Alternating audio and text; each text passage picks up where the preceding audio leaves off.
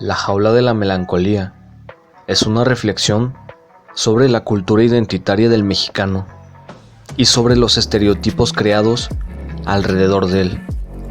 El libro muestra que el carácter del mexicano es tan solo una mentira, que es una existencia literaria que nos han vendido, como se nos vendió la idea nacionalista.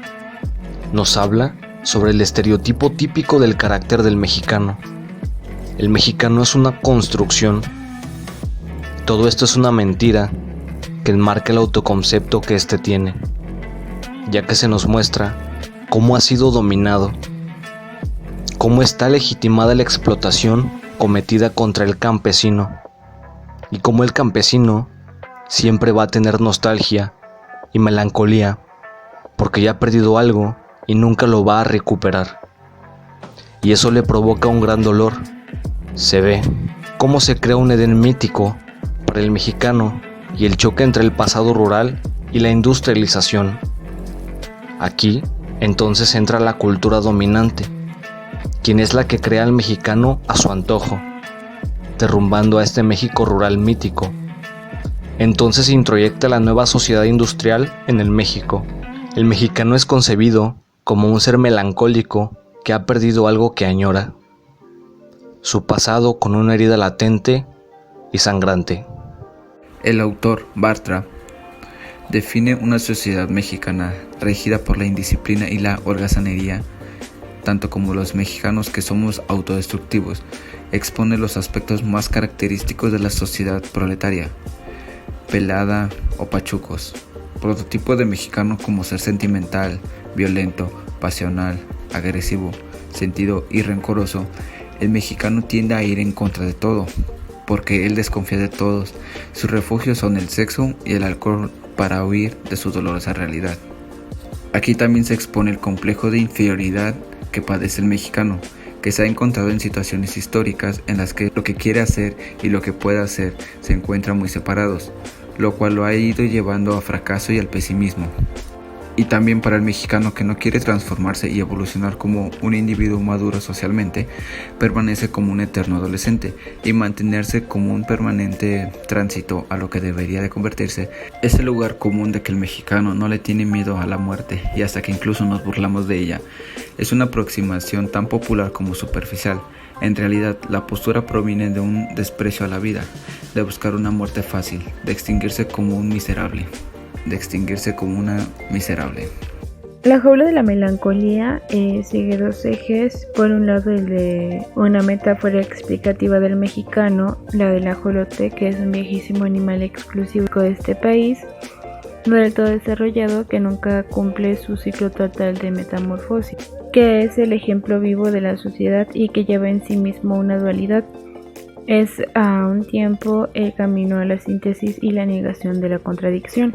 El segundo eje, que el ensayo interpretativo da cuenta de los mismos mitos principales de los estereotipos inventados por pensadores, como el de la melancolía del campesino, su tristeza y soledad.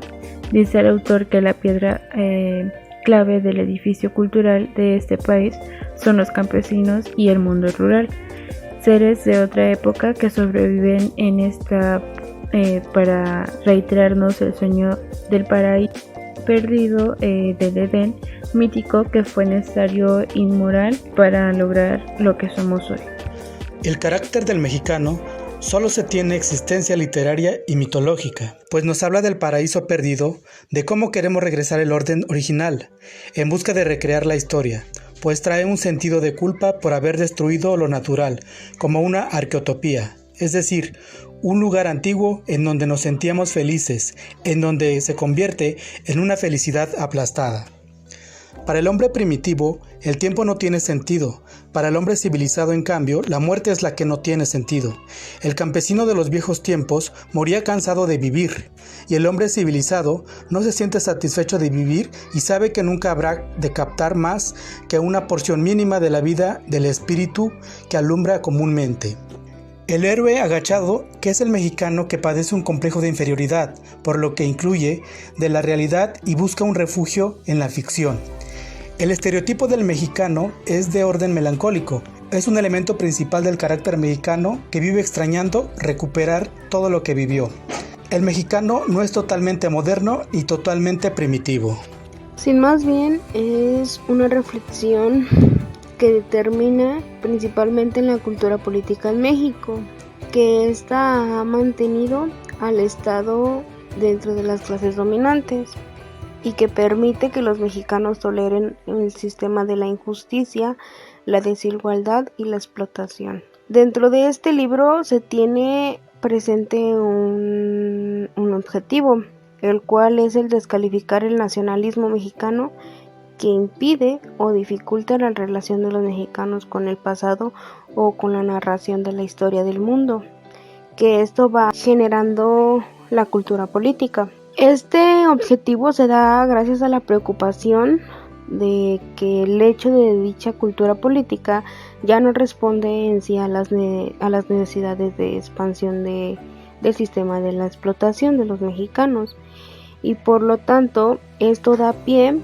a los cuestionamientos sobre las intelectualidades de los mexicanos. También se tiene presente que dentro de esta historia de México se relaciona con la conquista y con la independencia, también con la revolución, que son respuestas para indagar dentro de la política cultural. Dado a esto, se toma en cuenta que también existen conflictos sociales dentro de ello, y que se van logrando un proceso para el trabajo de control de ese problema.